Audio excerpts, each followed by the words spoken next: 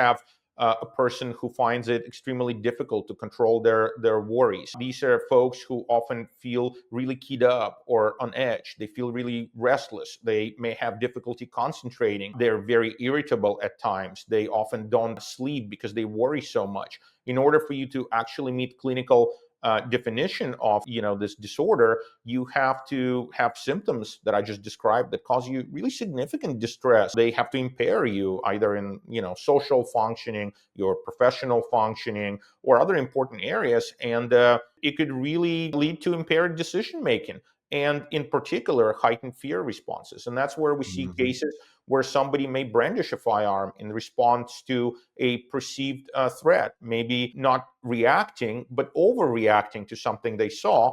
And do we really want to punish a person who is doing this out of their anxiety as opposed to true desire to harm another individual or some deep-seated criminality? Because I think we have to differentiate between people who are here, who belong in a criminal courtroom because they want to hurt other people, and people who are here because there is some underlying condition that caused it to happen or made it easier for it to Hmm. come about. And I think that's what we try to do when we look at underlying reasons behind why a person may have committed the crime. And we learn that somebody has been prescribed medication, somebody has been seeing a doctor, somebody maybe has stopped taking their medication, or maybe had another life stressor or a trigger that caused them to spin out. But if you understand how these conditions affect a person's thinking, affect their behavior, affect their judgment, you begin to understand differently. And I think you begin to understand better why they may have carried a gun, why they may have reached for a gun, why they may have used a firearm. And